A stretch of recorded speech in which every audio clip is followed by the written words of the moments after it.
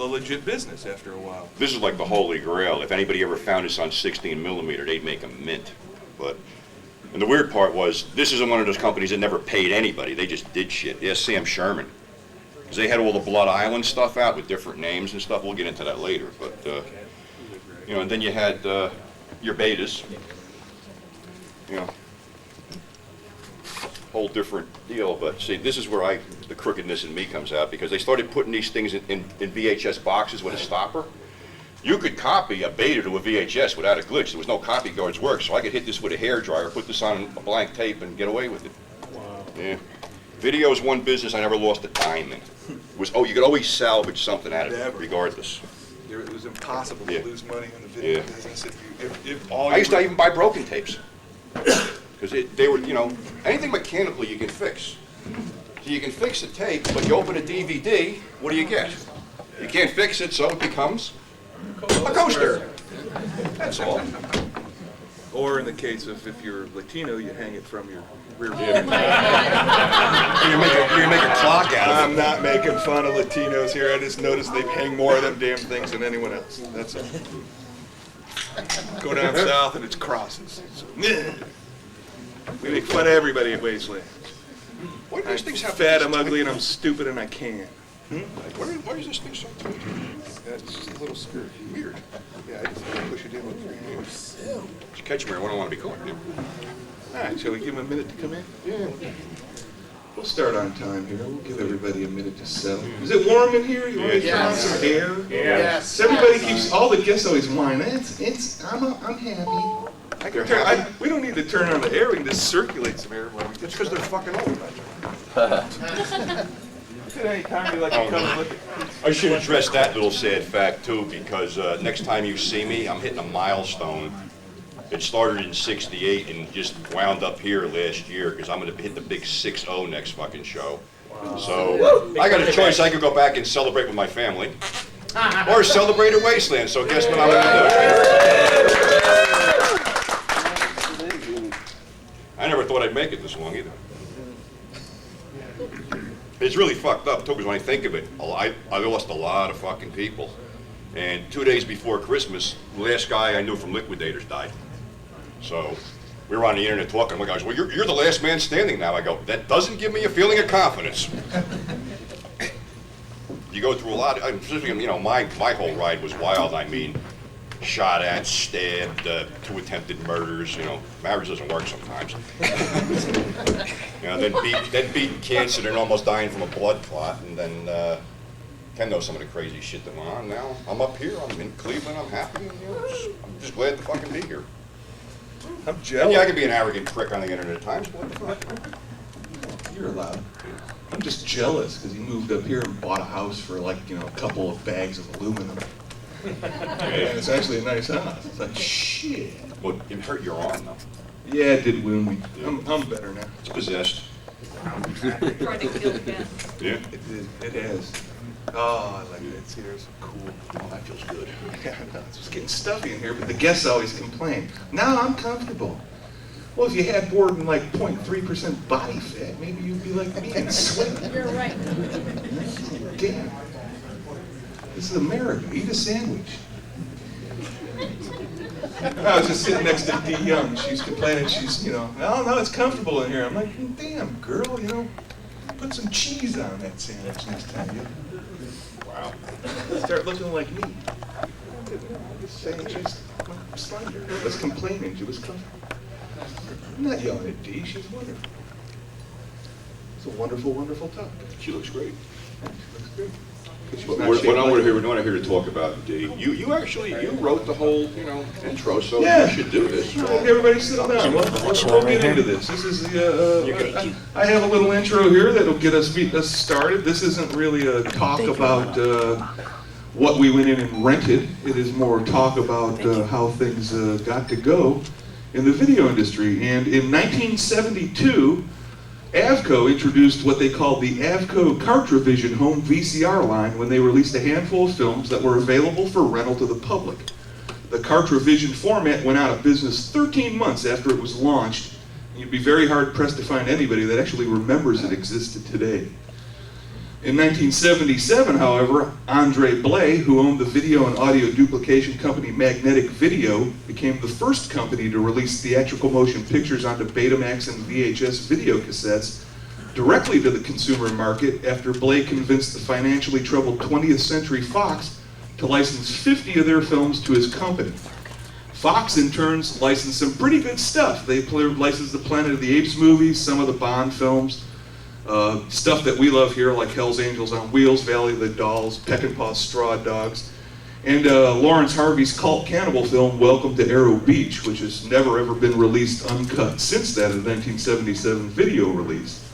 Now, Magnetic Video sold the tapes directly to consumers through a mail order company. That same year that Magnetic Video released them, a guy by the name of George Atkinson bought one Betamax and one VHS copy of each of those first 50 movie titles, and he opened the very first video rental store in the country, a place called The Video Station in LA. He charged $50 for an annual membership or $100 for a lifetime membership, and it cost you $10 a piece to rent a movie per day. It wasn't long after that other people were using Atkinson's video store model to open their own video stores across the country, and Magnetic Video took off, licensing a total of 98 films before Fox bought them in 1979. Now in 1982, Fox merged its video operations with CBS, and CBS Fox Video was one of the first and biggest, and the video era was well on its way to crushing the drive-ins that I loved and the grindhouses that Pete grew up in. Now, good or bad, the advent of home video changed the way that people have watched movies worldwide since the early 80s, and it spawned its own cult following when shot-on-video productions and movies otherwise deemed unprofitable by anyone Hollywood standards flooded the market by the mid-80s. And fans were pretty much eager to, spend a couple of bucks to rent anything they haven't seen and maybe never to see, and if it weren't for that home video explosion of the 80s, we wouldn't be where we're at today. Correct? Would you agree with that? Correct, and while he was doing that, I just completely stripped out a whole VHS tape that's sitting right in front of me in under a minute. And that's what I mean about Ken was in the business and he knows, and I was in the business and I know. We never lost money selling video because you could always salvage something out of the whole deal. Now, when I was a kid, and I guess I'm probably one of the older guys here, I always envisioned that you'd be able to watch a fucking movie on your television. I didn't know how you'd be able to do it because I'm one of those guys that like, oh, okay, it's 1 o'clock in the morning, Attack of the Giant Leeches is on, parents are asleep, let me smack myself in the face with a wet, cold washcloth, drink some black coffee and get through this because I want to see it. So, as soon as video hit, I'm down with this shit. I don't care, $60 a damn tape. My first VCR was a Magnavox. I paid $800 for it. It probably weighed 90 pounds. Yep, that was the only bad thing about the beginning of the video days. You paid up to $1,000 for a top-load machine that weighed 40, 50 pounds, was about that damn big, and mostly blinked 12 because nobody could figure out how to make the clock work. And it had two knobs, so you get UHF and VHF, or whatever it is, because we don't have anything left anymore. And then it had, the controls were piano keys, basically. Clunk, you depress them. And my first blank tape was $27. Yeah. They wouldn't even throw it in. Yeah. So they quickly lowered, they went down to 18 to 20 bucks, which woohoo, bargain price. Yeah. And then everybody who bought them always recorded stuff in like 6 and 8 hour mode, so it looked like shit. So it was like, for 20 bucks, I want it to look like crap. So as soon as I got this damn thing home, I drove over to Video Shack in New York, which was the video superstore at the time, just opened up and they were all over the place. And the first two movies I bought for $59.95 each were Night of the Living Dead and Assault on Precinct 13. So I decided that to fuel my little addiction here, I should open a video store. So, and this is another example of why partners never work. The most money you're gonna make renting videos was with adult. And unfortunately the guy I was in with, I didn't know was a freak for this stuff. So I'm going from town to town trying to figure out how I can get in, because the minute they hear you're gonna have a back room, they're not gonna give you a permit. It was, like I said, there was still a gray area back then. It was still a no-no stuff. So unbeknownst to me, this idiot, and I had been in contact with Caballero, I had established a relationship with them because I intended to buy direct from them. He ordered $600 worth of tapes. Now, prior to whatever, $600 worth of tapes would have filled the van. Features were $50, Swedish erotica 60-minute comps were $30. So now I got all this stuff. I can't open a store because I can't find a place to go. So I'm looking at him and I'm going, you just blew our money. And I go, I'm not going to do nothing with you. What I want to do is go buy another VCR and knock these off, put 3 on a tape, because the old stuff was never copy guarded. And that's how I got my money back. But now, here's the segue. This encouraged bootlegging because of the gray area it was in. You know, nobody could press charges back then because, you know, nobody knew there was all this, you know, legal bullshit. So you're going to New York where, you know, like I said, you pay $50 wholesale for a Caballero tape, and it retailed for $100, beta or VHS. But these guys in New York would copy them, slap them in, you know, one of these Amaray cases like this, and sell them for $40, and it was a deal. And they were making money hand over fist. It goes back to George Atkinson, who opened the first video store in L.A. He had actually, there was a landmark case where the studio said, hey, wait a minute, you can't rent those out. And and even the Supreme Court deemed, yes, you can. If I buy them, I can rent them out. I bought them, now I have a store, I can rent them out. So that became a big murky gray area, and people just copied stuff, and you know, we get to where Pete's at now. Yeah. What were some of what was the original video store in your area? Video Shack, and the fun part was Video Shack was a big chain, but what I found very weird was they had adult right out in the open where you could see it. And this was like, you know, they had the regular titles, Disney, the whole bit. And I was thinking, who the hell could own this thing? You know, and get away with this. Then I found out, Video X-Pix, which is a big porn company. It was the Morowitz family, Distrapix, Europix, they had all this stuff. So they had all these stores going. Now, what happened was, when you got further into the 80s with Reagan, you had the Mies Commission coming up, and they were really rattling chains back then, especially over the Avon shit. They wanted to put it out of business. That was the whole deal. So, you know, these guys are, you know, they're adult video guys. They're crooks. That's the bottom line. They're not going to lose. So they saw what was going on. They also saw the emergence of Blockbuster coming in. So what they did was they sold the whole chain to RKO. And RKO sold all their freestanding theaters to buy the chain. But as soon as they got in the door, Blockbuster came in. And they obliterated them. And everybody goes, well, you know, the reason Blockbuster didn't carry X's was because they were a corporation. I said, well, they may be a corporation down the road, but my sources told me that Blockbuster was started by a container company down in Florida. And who owns the container companies? The Sopranos. So the theory was they didn't want to have anything to bring attention to them, so they wouldn't carry the adult. And that was that. Then when the corporation got involved, of course, they're not going to carry the adult either.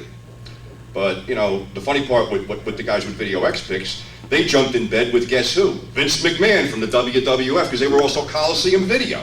Yeah, which was a Canadian company. Yeah. So they were all over the place. And, yeah. Here in Cleveland, we had our stores were Visual Adventure stores and network videos. And Visual Adventures were started by a guy named Reuben Sturman, who was a Midwest porn czar. And he pretty much opened them just to rent porn.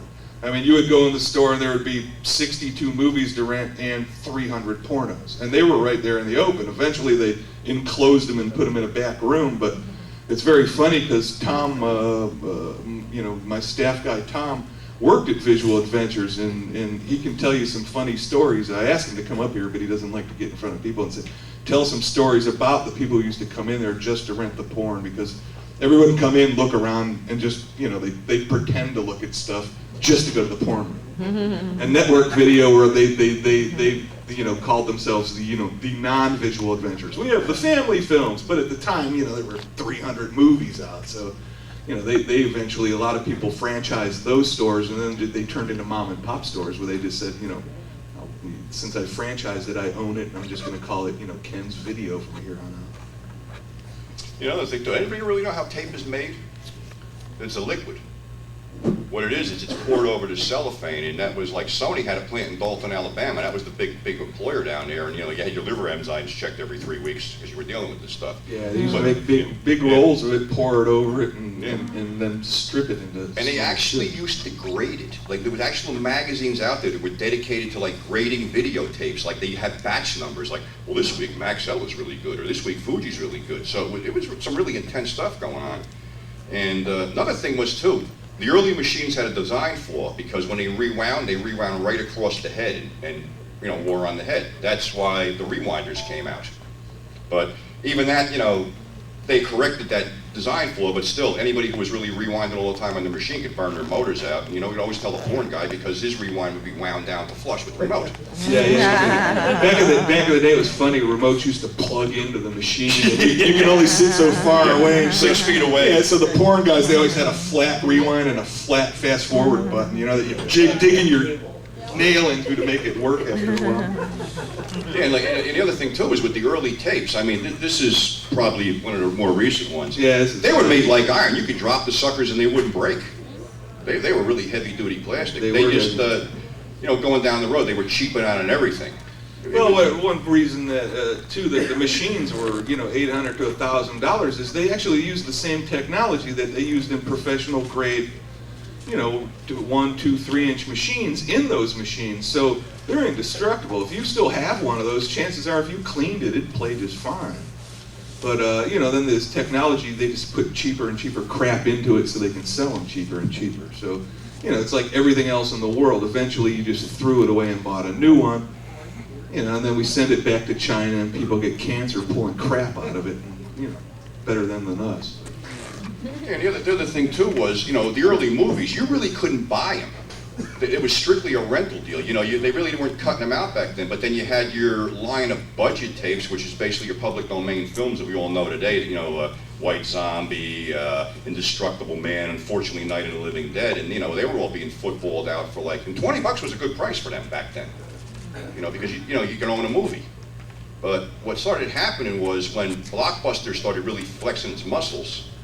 And what they did was they got in bed with the motion picture industry and they decided if we jack the wholesale price up, we can get rid of every mom and pop store in the country, which is basically what they did. I think Die Hard might have been the movie that they did it with. They threw it up to some unheard wholesale price. Well, it was funny because prices were starting to go down for tapes, and then when Blockbuster became a big thing, they started to go back up, because even when I started a store, I started Video Wasteland, which was one of the first rent-by-mail services in, I started in the late 80s like everybody else. I would go to mom and pop stores and just buy, like, you know, can I buy this?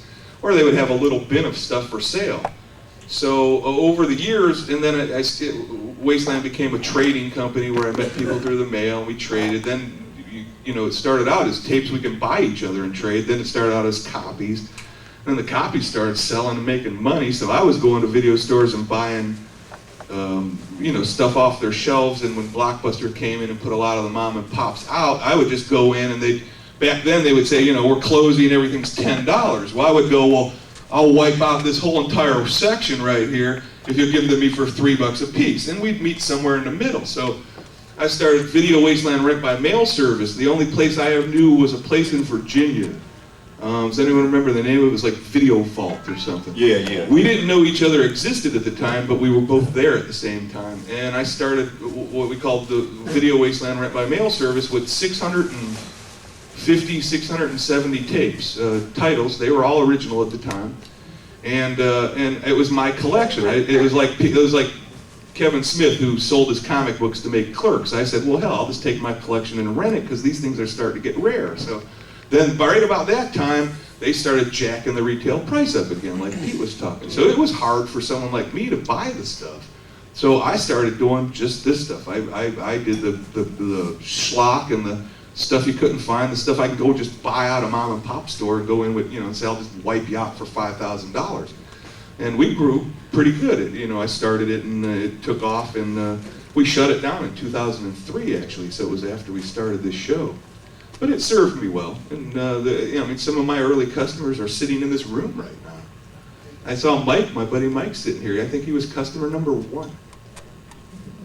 You see, what I did was I was collecting, so I would walk into these stores, and they were going under, and say, when you get down to the Drex, which was the stuff we loved because that wasn't a family-friendly deal, call me up. So I could walk in and basically say, all right, I'll give you, $6, $5, whatever, and wipe it out, and then I'd wind up with doubles. So I started this little thing called Piss Midnight Video, where I did, outdoor flea markets, and eventually I built a big indoor flea market booth. So I would just walk around, just go everywhere and grab this stuff, and then, again, your back room is where you make the most money. So, like I said, the porn was high up there, but all of a sudden, they started football and stuff. I found a place in South Jersey. It was like they had 30-minute comps, 60-minute comps, and features. And maybe there was 100 features, but features were 15, 60-minute comps were 10, and the 30-minute ones were 7. So I'd get them, and all of a sudden, there'd be like, somebody would call me up, I go, I can do them for 10. But you gotta buy 100, no problem. I run over and buy 100 of them for 10, whatever that came out, $1,000 or something. 2 weeks later, I get a full, I can get them for 8, come down here, but you gotta buy 100. So I'd be driving all over the place to get these deals. And then, you know, I'd be selling them down there, and then the whole thing was the price kept dropping and dropping and dropping to the point where I worked for Norman. We were buying shit for $1.25. I mean, decent stuff. The shitty stuff we could get for like 75 cents. And they used to, like, the adult company used to buy these grades of tape that was like a commercial grade A, B, C, D. Guess which one they picked? Oh, all the time. There were budget companies like Good Times and everything. You know, when you can go to the store and go, wow, I can buy this really cool movie for $6 and it's recorded. You know, there's this much tape. Yeah, SLP. I'm like, shit, doesn't track in anything but the oldest top loader you got. Well, there's a funny segue with that too, because one of the guys down the shore called me because I got these great tapes. I'm gonna give you a great price on them. They're on the slow speed. So I said, send me 50 of them. I put one in and I'm like, holy shit, man, this is completely grainy. Nobody's gonna buy this. So I said, look, dude, you're getting them back. So this guy had a crew of alcoholics and junkies working for him. So he told these guys, this is what you do. Put them in the machines, we're gonna copy cartoons on them, but run them out. So these idiots are sitting there, the cartoon runs 20 minutes, they click it out, rewind it, and the shit winds up in Toys R Us. And this was on the news down in Jersey. The kids were watching these old, you know, Mighty Mouse cartoons, and here's John Holmes going down on Seeker. So he got in a lot of trouble for that, but then it got worse because he had stuff, he had all the Warner Brothers, you know, the band 13. He had all that shit, which I wish I grabbed at that point. But then he calls me up and he goes, I got Beatles tapes. And I'm like, you got what? I got Beatles concerts. I'm like, dude, you're out of your fucking mind. You're gonna get arrested. I stayed away from that. He had a commercial on late at night selling these, and then 2 weeks later, that was the end of it. They got him. But all these guys, you know, there was such a who's who of thievery going on there, which brings me to my good buddy Norman. Because before I was dealing with Norman, somebody came in. Actually, before you ever started working with Norman, we would go do the Fango shows. I've been doing this for a long time, since the late 80s as a vendor. Every time we take a trip to New York to do a convention like the old Fangos or New York Comic Con or something, we would always take a day to go to Liquidators. This was even before Pete worked for him, and Norman, he would just let us go wild. He'd be like, anything you want's $5. And that's when I started noticing, like, well, of course it's $5. It's all bootlegs, you know, but hell, me, I didn't give a shit. I rented them out. They had a cover, I rented them out. Yeah, so at one of my stops, this guy goes, I can get you brand new VHS tapes, and he gives me a laundry list. Die Hard, this is all great shit. So I'm like, I got a connection, which I'll come to in a minute, called Primetime Video. So I called this guy up, and I can get this, this, and this. He goes, well, I'll take 10 of each. I'm gonna make $5 a piece turning these things over. Well, when they show up, they're all in cases like this. Die Hard in a box like this. I'm like, no way, I'm not taking this shit. I didn't know this was Norman at the time. So getting back to Primetime Video, he was the guy who came up with the idea of putting the shit in the supermarkets. I don't know if it got out here, it was real big on the East Coast. But that was his whole deal. He'd load up supermarkets with this shit. And he was making a killing. And you know those dump bins in Walmart today with the DVDs? That's him. That's him. What he does is he calls up Universal and goes, I need 1 million DVDs and I'm only gonna give you $1 million. And they jump on it. And he flips them to Walmart for 2. And that's how that works. But this guy was a genius, but he was a nutcase too. But he was the guy who put the stuff in the supermarkets.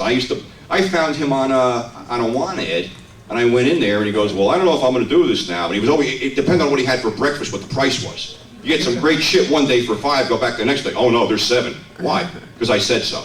So yeah, that's what I mean, like a cast of characters. Yeah, I used to like, we had, I think it was like a Revco, which turned into CVS or a Rite Aid.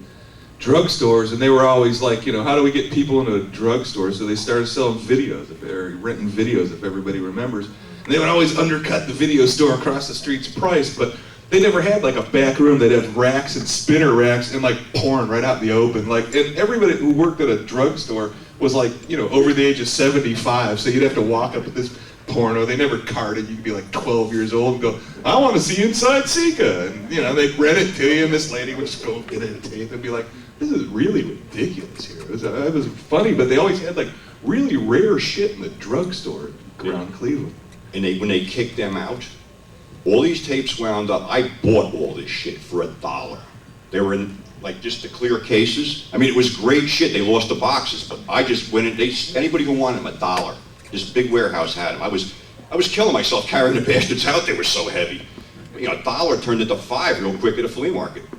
That was the beauty of it all. We were rooting around the other day at my house looking for stuff. Yeah. We found boxes and boxes of original tapes in plastic boxes. Because I would just keep spares. I would go buy them over and over and over and over.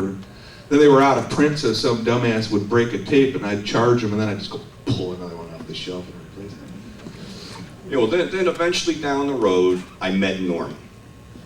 And, you know, I was buying off and we became friends and stuff. And I knew he was bootlegging, but I didn't give a shit because he was getting $14 for a copy of a tape. But his copies were great. I might buy a couple for me, but not to resell. But his copies were fucking great. Till he decided to get involved with cheap blank tapes. And these things were And horrible. slow speed. Slow speed, yeah, that was good We too. can use less tape in 4-hour mode. Yeah. But, you know, a lot of guys did that too.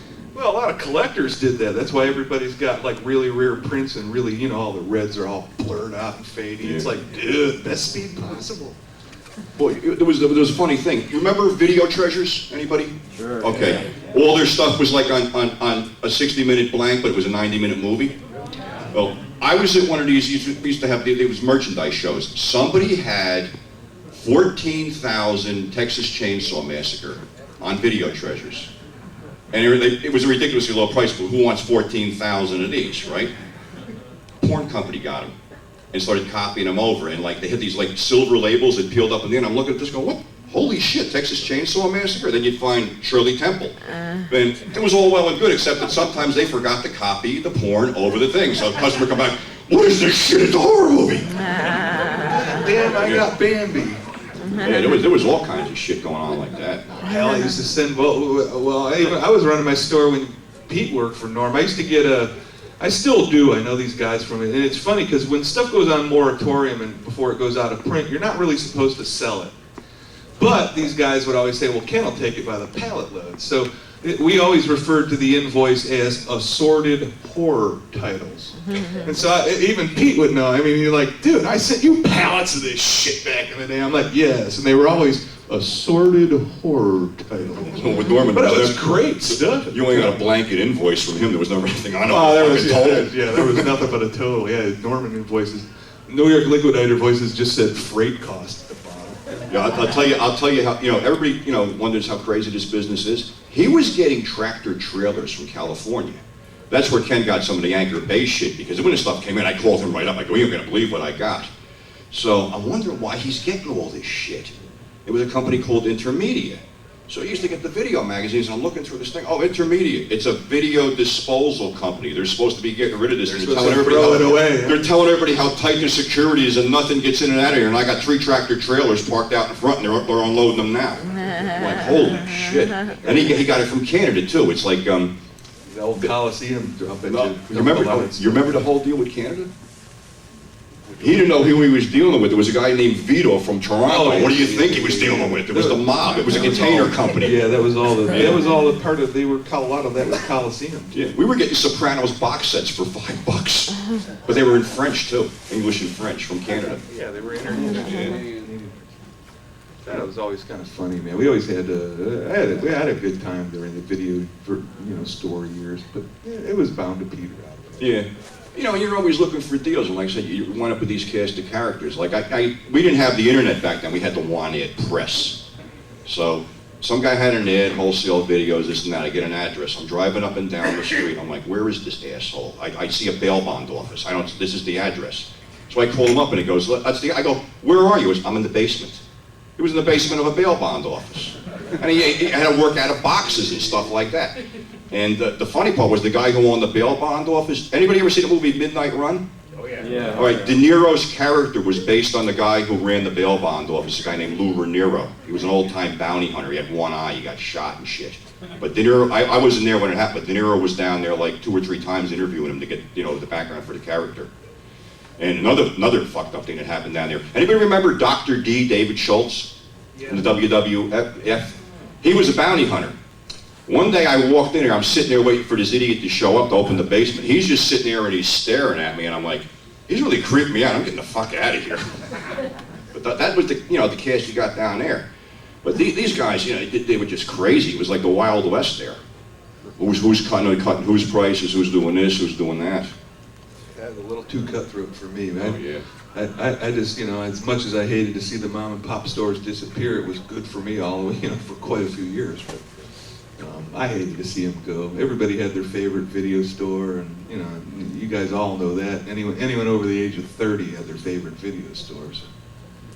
Oh yeah, you couldn't beat the local stores. They'd stock the stuff. No, they'd stock the stuff the fans asked for. There was a guy just down the street from me, a local store, and you walked in and you'd want to see, I want to see I Spit on Your Grave. Blammo. Next week there was I Spit on Your Grave. I miss Midnight Video, Beware Video. Midnight Video up on Chevy Boulevard. And then there was right down on Columbia and Bagley, there was a place called Falls Video. And this guy used to love horror films, so you'd go in and he'd ask me what to order. He'd be like, here, just look at this book and pick some shit.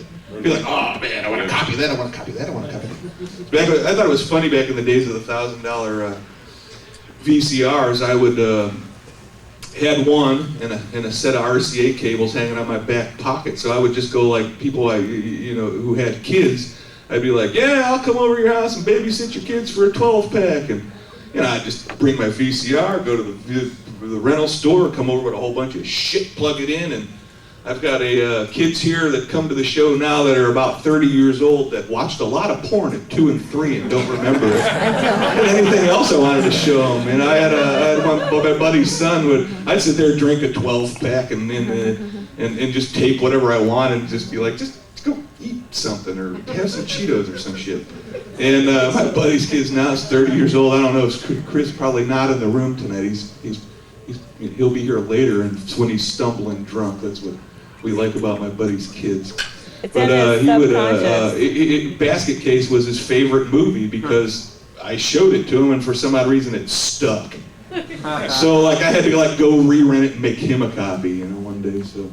And Beware Video too. Beware Video, they showed up. They showed up after Video Wasteland showed up. Beware on Madison, but they were a mom and pop where we just did strictly rentals through the mail by then. I was like Netflix before. Netflix, when everyone had to pay severe postage and got a big fucking box of shit in the mail. Now you get an envelope with a movie. And then there was always, the eternal VHS versus Beta battle, which actually Beta was the better format, but Sony, for whatever reason, didn't get behind it that hard. Well, it's not that Sony didn't get behind it. Sony wouldn't share their technology. Sony was greedy. They've always been the greediest company. They invented Beta, and JVC Corp invented VHS. And Sony said, no, we want to keep our technology. And even though it was superior sound and picture quality, JVC said, well, here, everyone can have it for free. So they gave away their technology, which made it mass-produced by other companies, and then it overtook and put Beta out of business. So another thing, like Tom, my buddy Tom, I keep bringing him up, my staff guy, he's got a closet full of Beta machines because he loves Beta. He collects them. You can find them for pennies now. And they still look and sound great, where a lot of the later day VHS stuff, you put it in now, and there's no picture on it. It fades. Magnetic video is magnetic video. You never have to watch it, and it will go away. Put it next to a heater, it goes away. Set it next to a magnet, it goes away. Sort of like the 8-tracks. With this whole resurgence with a lot of people, like this whole newfound love for VHS just boggles my mind. That I have no idea. You guys can, everybody always says, I collect the box. Yeah. Fuck, go on the internet. You can find every box art you want and print it. It's like, you're really going to pay that much for that tape that you probably won't play? Yeah. Really, I got crates of this shit I still in my basement. Come to my house. I can be all cheap. Then like I said, the bootlegging, what created the bootlegging epidemic actually was because of what Blockbuster and these film companies did, because when they squeezed it, okay, well, Blockbuster would have X amount of time to pay for product, and you get like 30 copies of a hit movie where mom and pop, if it's like $80 to buy a damn tape wholesale, they'd get one, so they go in the back room and copy it and put it out, and that's what started the whole thing, and guys like Norman just capitalized on it. Exactly. Even Blockbuster got too big to fail. They got so big they failed, and they did the family thing, and then price drops. Particularly in the 90s, everyone was able to just go buy videos and start their own personal collections, and that's kind of what started hurting video stores too, because you could just buy them cheap. And then the price drops just blam, everything was $20, looked good.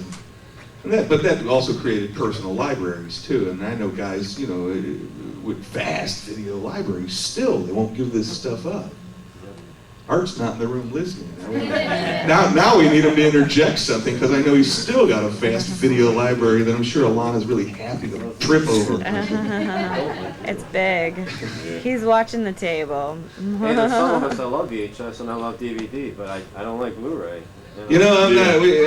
I don't mean to jump ahead, but we both watched The Exterminator, which is a really good Grindhouse movie, on Blu-ray, and went, wow, I never need to watch that again. It should not look that good. But you know what it is? I'm not knocking any company because everybody puts hard work into this stuff, but certain shit was meant to run a certain length because it worked that way, and certain shit was meant to be gritty and grimy because that's the way it worked. And to clean it up and make it sparkling, it doesn't. It takes away from the whole back alley ambience of the thing.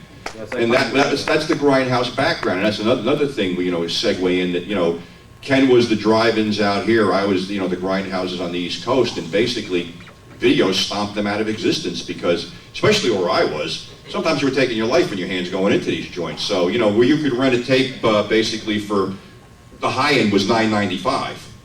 Where you could go to a movie for like $3, but you might wind up getting an ice pick in the back of your head or something like that. So what are you gonna do? You're gonna rent the damn movie. That's what I liked about the drive-ins. You can go to the men's room. You didn't have to be afraid. I never went to the men's room. I opened my car door. I did when early. Eventually, I just got off my ass and walked. Yeah, but that was that was the big death knell of the grindhouses, and then closing that whole area up. I mean, there was other factors that, factored into it, the greedy politicians, the realtors, AIDS and the crack epidemic and stuff, but it was basically, why should you go see something in a place where you might get, mugged, beat up, whatever, when you can just take it home? And that's what did it. I always laughed about you. You're New Jersey born, bred, and New Jersey was the very first state to have a drive-in, and they were the very first state to not have any. We've got one left. Go ahead, you got something? Which one? We got one left. There's one left in Jersey still? Yeah, finally. Is it down in southern Jersey? Yeah, but half the violence almost Maryland, I think, or Delaware. It has to be South Jersey, because anything north, it's like, man, we can't do the swampland. We need your drive-in. Well, it goes back to the whole thing. They sold the land. The greedy realtors, the same thing took out Times Square. Okay, here's this drive-in. They can only function basically, realistically, 8 months out of the year. I mean, some guys are cold burns, oh man, portable heaters. Oh, fuck them things. Those them things would damn near say you'd be passing out from fumes and everything else. Yeah, your free heater with purchase of 2 tickets. Yeah, right. Yeah, those are great. How come the heater had to work with your fucking windows open? That was another thing. I was running through a box and found a pick the other day, the little swirly thing that was supposed to keep mosquitoes away. Yeah. Oh no! All it did was stink. Yeah. It was like, just light that turd and go for it. Yeah, but that was the death knell of the whole thing. And, a couple other weird things too, like like I said, the porn bootlegging was rampant because nobody would go to court. But actually, there was one court case in New York. It was Evil Angel, or one of those. It was the big, what's the one that Stagliano wants to? I mean, yeah, I think it was it was the Buttman was the series. I'm trying to think. John Stagliano. Well, they had a guy who actually had the balls to go this route with making the cardboard box, except that sometimes the corners would bleed over, and they were getting like $20 wholesale for these things. Well, they went to court, and usually the judge would poo-poo it off, but the court clerk in that case realized what it was and talked to the judge, and they actually won the case, copyright infringements. He's one of the few guys that actually beat these bastards in court, as opposed to guys like Norman who would. This is a very graphic, nasty box, but the big thing in New York was with the porn was the German stuff because it was gross and disgusting. Yes. So, and this is the way they package it. It's a nasty animal film. It's the only one I had for display. But the guy who was legitimately That's a shame you didn't have any German torture porn. The guy that was bringing him in, if you read Legs McNeil's books, The Other Hollywood, was a guy named Eddie Mishkin, who was a real nasty guy. And I wasn't there the day he came in to visit Norman because he heard that Norman had these in the back room. He walked in the back room, picked up a tape, as the story goes, walked up to Norman, dropped it in front of him, and goes, "Take off your glasses." Norma goes, okay, well, I punched him out right in front of everybody and walked out of the store. We've done it. We always bring up Norman up here, but Norman was quite the character. Like I said, I used to love Liquidators because, especially after Pete worked there, because Norm would be like, anything that you want, guys, is $5, and Pete would look at you going, anything you want is $3. He's not even fucking counting, and I'm keeping it. So yeah, it was always a fun trip. Yeah. It was a cast of characters. And the other thing too was, what they did was too, toward the end, they were all panicking, and especially when Bush came in office, the minute after it hit January. Bush the smarter, not Bush the dumber. No, the dumber, was the dumber. Bush the dumber made a deal with the religious right to get rid of porn, and these guys were all shitting bricks. They were calling us up, we gotta get rid of this stuff, we'll give it to you for $1. And this was formerly cost us $3, $4. We were taking it by the truckload because we didn't give a shit, it wasn't gonna affect us. But you know what unfortunately stopped it? 9/11. 9/11 happened, and that curtailed his little, crusade for porn, which I guess Rick Santorum's going to take up now. But they were trying all kinds of shit down there, because actually, I think there's 20 states that it's still illegal in. And what happened was, they used to have these trade shows, like you ever go to the Atlantic City one?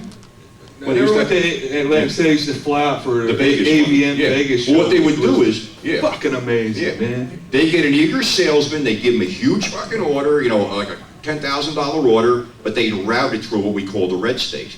So VCA got nailed a $2 million fine, and how they paid it off was they dumped product for $3. And some of the stuff they dumped was, remember Magnum Home Video?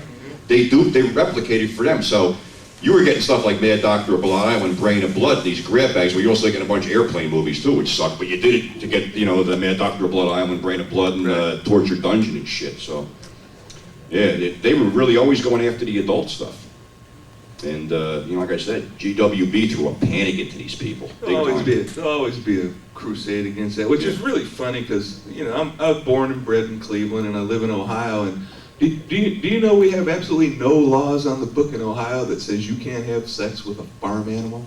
Not one. And that's why I moved up here. I'm just pointing that out. I mean, it's just an offhanded question, but I just happen to know this for a fact that we don't have any books. I also found out in the past couple of years that Ohio is like the white slavery hub of America.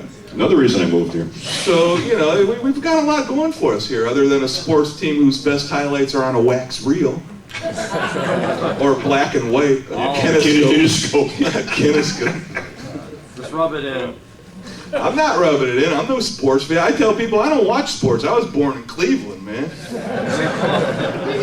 It's hard. It's hard to even give a shit. Even from New York, I didn't really watch sports. I bet on them now and then, but I never watched them. Why'd they even bring that? I wouldn't even bet on them. I just took book. Why'd they even bring the Browns back? I don't know. That's what I used to have a bumper sticker that says "Go Browns" and take the Indians with you.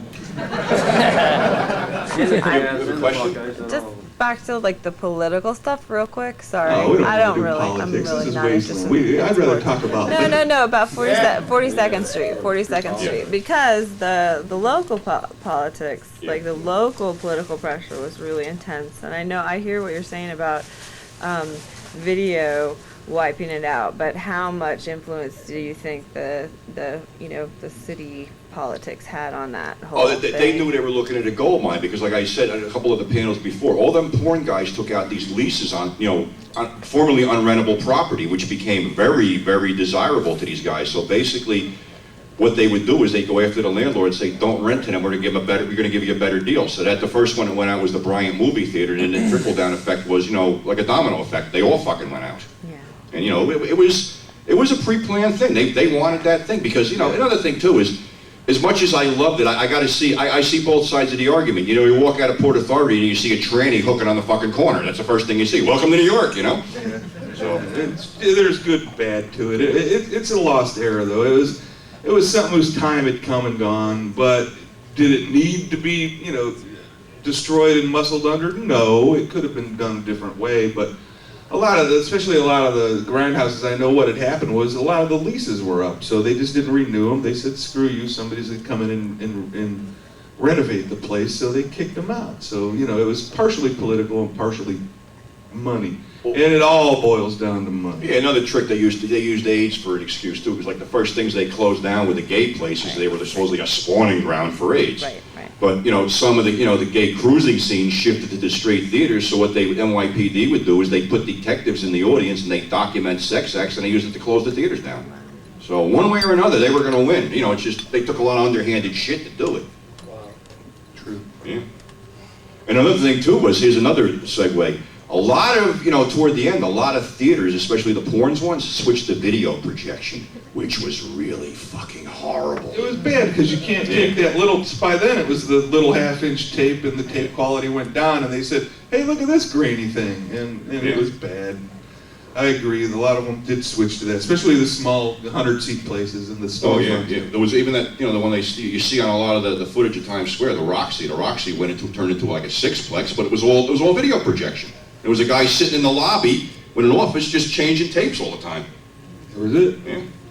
It was about as much fun as when somebody said, I remember, I used to love the video, when I ran the video rental business, I used to love customers. They would call you up and they'd say, well, the tape's kind of not playing right, so I took it apart, and I got 3 pieces that didn't go back in.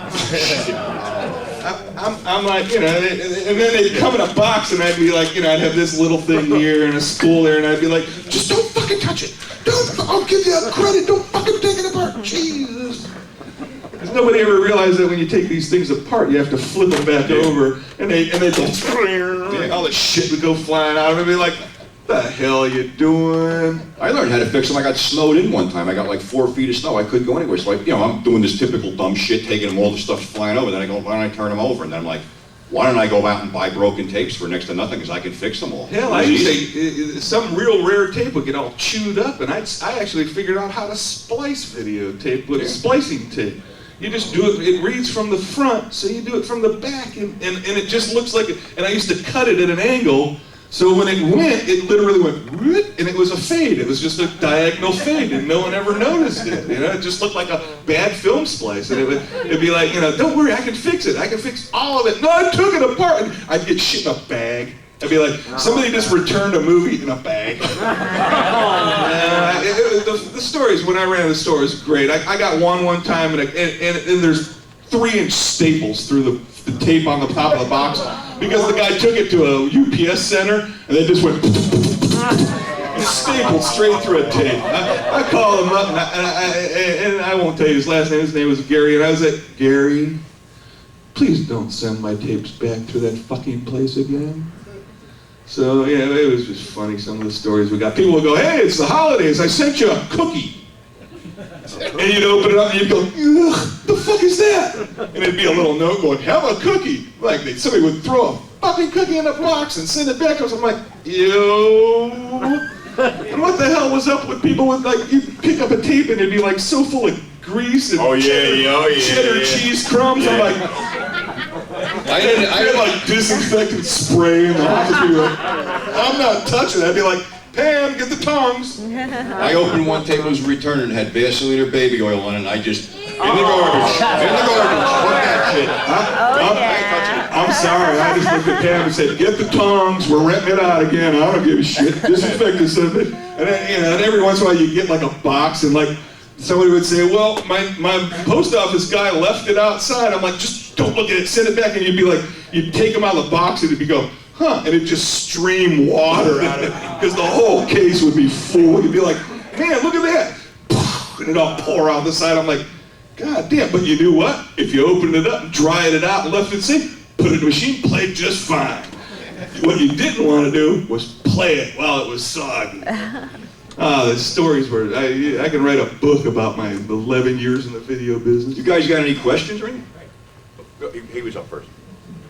Kind of an off-the-wall question, but I know that probably sometime in the early mid-'80s, Macrovision came. Yeah. And I'm wondering, now if you bootleg on a computer and do the demonoid stuff that I know nothing about, but there are ways to. I mean, obviously, you didn't use computer programming to. Right, but no. Well, okay. Well, from owning a video store, I'll answer this. Okay. They invented Macrovision. 20 minutes later, they invented a little black box to get rid of it, and everybody had it. Every one of us had it. I'll tell you a funny Macrovision story. I used to get like, if it was something, it was a hot porn tape, like Tanya Harding's wedding was a hot one. So I'd buy the damn thing wholesale for 14 bucks and I'd knock off like 15 copies and sell them for 10, so I made money. So they had the John Wayne Bobbitt one. So I bring it home, I can't copy this fucking thing. So I'm thinking, you know something? Let me take it out of the case. Because it was a yellow case. So I took it out of the yellow case, I put it in, you know, one of these, I could copy it. Not after I figured this out a half hour later. I get a call from the people I bought it from, and they go, maybe you can help us with a problem. And he goes, under his breath, he goes, and I know what you do.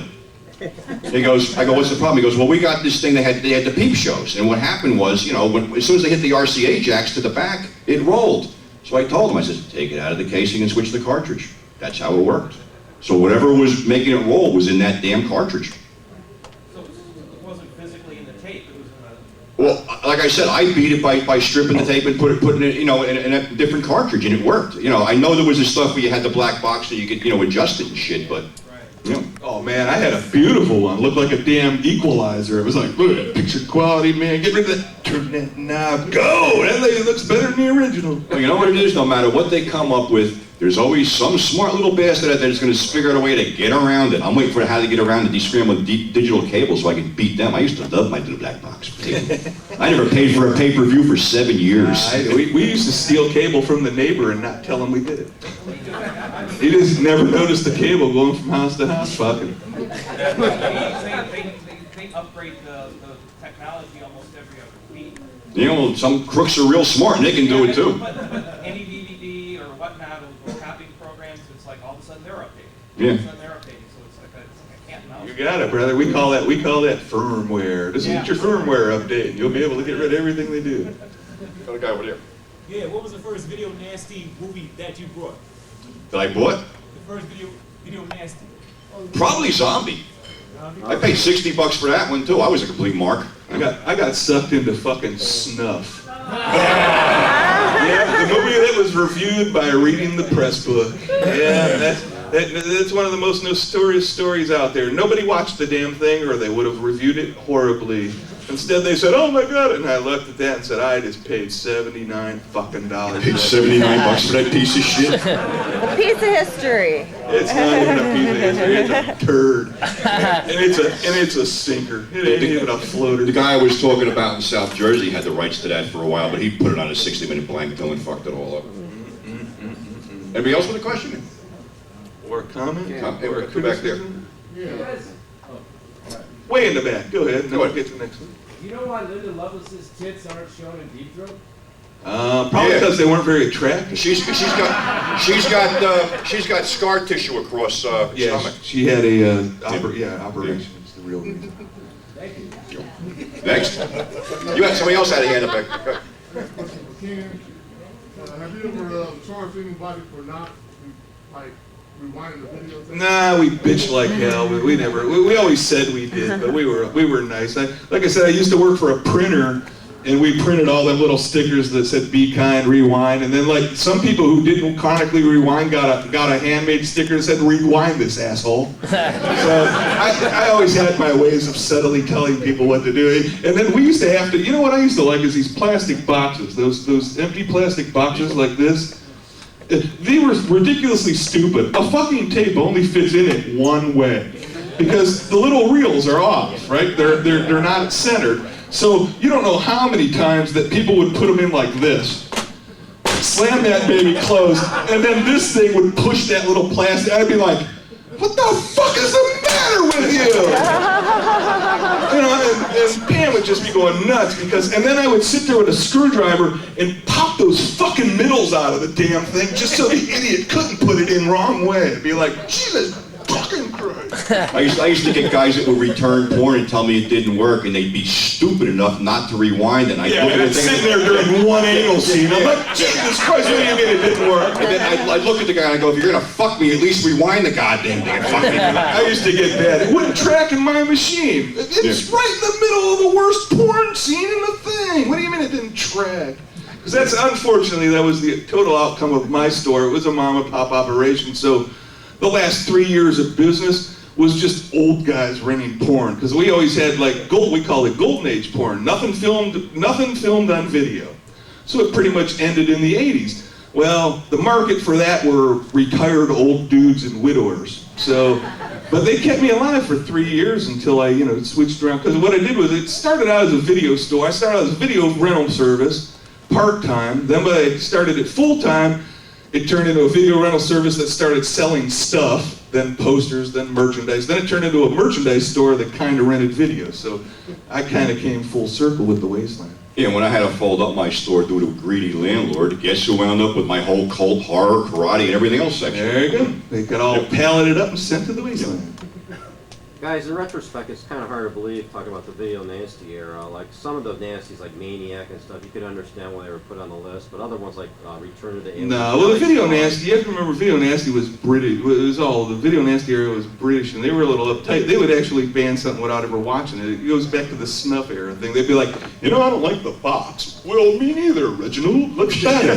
So, they were a little different than us. We're like, in America, we were like, well, who cares if it's banned? We all gotta watch it now. And it made some atrocious films people wanted to see them, and it's like, why? Because they banned them across a continent away. So, but that's really what it was just stuffiness. You know what it They're is? still banning them. They're still banning them, yeah. Centipede 2, You know what it is? Murder Some It's the Pieces. powers that be. If they told everybody tomorrow that gumdrops are illegal, we're all gonna run out and buy fucking gumdrops right. because we can't have them anymore. That's the whole trip. That's what it is. Everybody wants something they can't have. Tracy Lords was the lousiest porn star on earth, but the minute everybody couldn't get one, guys were afraid. Video stores were afraid. I'd walk in and they'd be like, "Just take the box, just take the box." And I'd be like, "Yes, hey, who wants to buy this piece of crap for $300?" And I made a fortune on Tracy Lords, and she really was a lousy porn star. We used to call her the little brain donkey. Like, just shut up, will you? I'll tell you a funny bootleg porn story, because I was the first guy on my crew to have a VCR, so I got to go out and buy a porn tape, but I'm not going to spend $100. So there was this video store, I don't know, he was like an equipment rental thing, but he had a little bin and they were all like bootlegs. I'm like, wow, $40. I grab one, I don't know what the fuck it is. Call up the boys, we're all over, about 10, 15 of us. I put it in, it's Japanese commercials. And maybe it gets better. It ain't. This motherfucker's still open. We all pile in my van, we pull up, he's putting the close sign on, I'm banging on the door with the tape. You ain't closing. Gives us another tape. Now the weird part of the story was we got the right tape. I look at this guy's ID badge, guess what his name was? John Holmes. That's the clerk's name, John Holmes. I used to like when I had the store, I had friends in Tokyo, and so I would be like, I'll never forget the first time I encountered this, and it was I said, well, do you have adult stuff? Maybe I'll start a little Asian section or something. They were like, yeah, I'll send you some. And it was like, I know you guys like schoolgirl dresses and eels and all kinds of weird shit. So send me some. Well, it was some bizarre ass shit. But whenever you pulled their pants down, there was this giant fizzy color bar over everything. We were like, you guys watch this? This is like porn? It was like they blocked everything good out of it. I'm like, you censor porn and then still put it out for sale. I'm like, send no more porn. No more porn. I had this little Asian guy, I think he was from Thailand or something, and he used to buy a lot of porn off me at flea markets. And because there was all censored. Well, it was something like it was a life sentence if you got caught with the shit. So I asked the guy, I go, how are you getting this shit in the country? You see what I just did here? He did it right in front of me. He stripped the tape, took out the reel, taped it shut, and put it in his pocket. He goes, that's how I do it. You just send the reel home? Just send the reel home. Because the cases were universal. Yeah. The tape was the same size. Yeah. The sprockets were the same size. That way we can sell them around the world. Yeah. So, if anyone else got something to say, go ahead. Yeah, Ken, you ever heard of Thomas Video in Royal Oak, Michigan? No, It's I like don't. the last one of the 80s style. Yeah, I don't remember that. Yeah, they're on, they got a... We used to go down to like New York, like Kim's Video finally went out of business. Yeah, they're gone now, too. They were the last. Kim's of is the- still in business. They sold their. No, it's not Kim's anymore. They sold their lot. It's like Kim's. He lost the place on St. Mark's. Yeah. Yeah, It's they're, like on still- the east, they're on the East Village. Well, you know, you now, want to hear Still something funny? Kim's Video collection, but it ain't the same as Yeah. the old store. You know what Kim's Video was? Well, they before got it in was trouble Kim's for Video? bootlegging a lot of stuff. Oh, yeah. Yeah. He was hiding in his car out in front when they Yeah. arrested the place. Yeah. Yeah. The Kim's Video was built on the exact location of the St. Mark's baths, the gay bathhouse. I think he's somewhere down, yeah, it's not Kim's Video anymore, though. He's some little minuscule store. It still says like featuring Kim's video Yeah. collection, video collection. It's still there, it just moved. The Honorable Mr. Kim. Go ahead. What do you think had the like the most effect on genre cinema, like DVD or VHS? Well, it actually, you know, we're coming full circle now. This is a good way to kind of wrap things up. Is with DVD, remember they were, you know, video had its problems, and we all know them, and we just told some stories about it. But we've come with full circle with DVD. When they brought out DVD, they said, "Wow, we're going to put everything out, and it's only $20, so everyone can buy it." Well, they slashed their own throats, starting at a price point of $20. Like video started remarkably high and went down. That means everybody that made money, the studios made money. We have all seen this stuff. There's only so many new movies coming out, and there's only so many new movies we give a shit about. So now they're putting out the same stuff that was on video, and a lot of times they use them same crappy masters. So they were like, you know, buy it on DVD for $20. And then, you know, it killed itself with the low price points.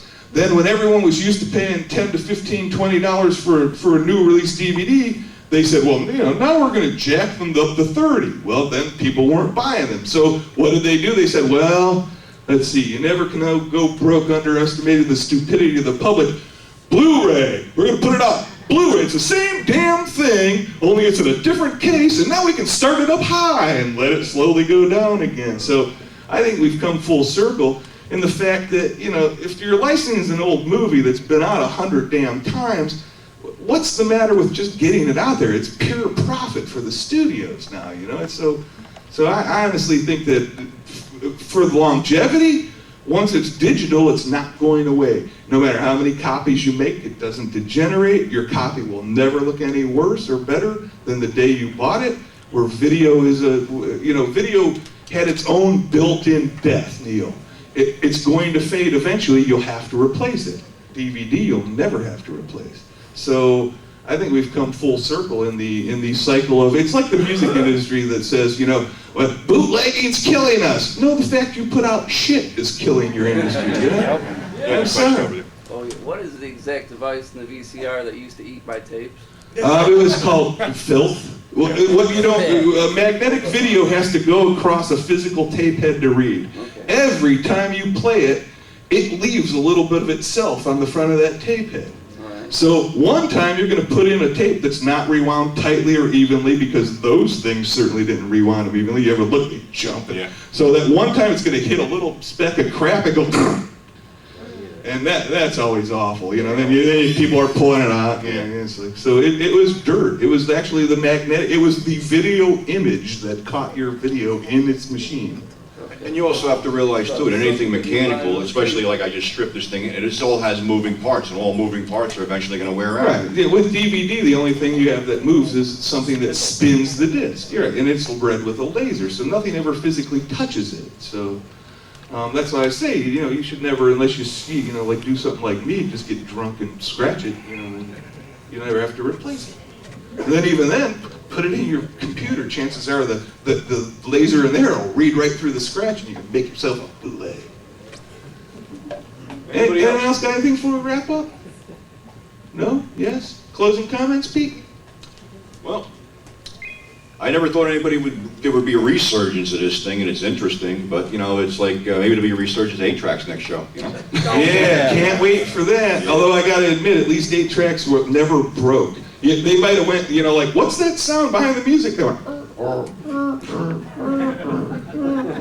but I speaking from a guy who grew up in that 8-track era, I threw more cassette tapes out the window than anyone. I was like, it'd leave a 40-foot trail behind it. Well, I'll tell you one thing, it's like everything else I've done. It was a hell of a ride while it lasted, and it was like a very profitable ride, and I was actually sorry to see it go, but, you know, now we're in a whole new era, you know, with the DVDs and the Blu-rays and I stuff. have to admit, if it weren't for a 4x7 little black box, I probably wouldn't be here right now. So, 3 cheers for video as far as I'm concerned.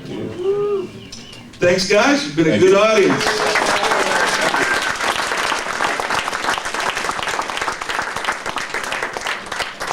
And coming back in October, we're going to be graced with Miss Sharon Mitchell, and I'm sure that if she's agreeable, we're going to have a hell of a fucking panel for that. So. Yeah, I always like to say, You killed it. I always like to say, if you've only watched 5 porno tapes in your life, Sharon Mitchell probably starred in 2 of them. I think all 5. Awesome. Yeah, all 5. Iron Son.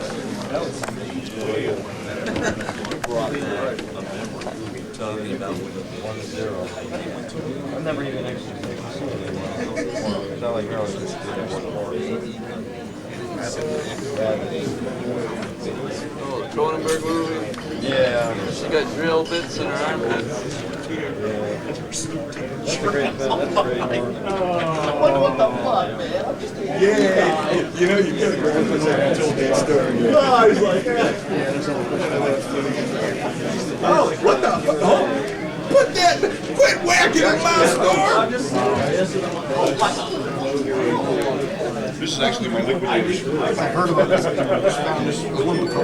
Personal favorite, Endgame. Endgame. Love that fucking movie. El Cliver. Oh. George Eastman, El Cliver. Yes. And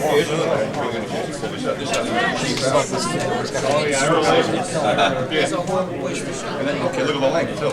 But that's probably, that's about 90 minutes.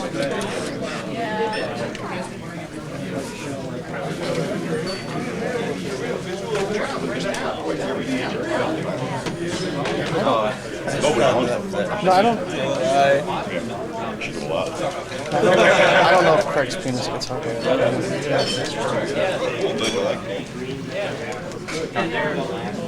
That's all that's left. Yeah, something weird has that.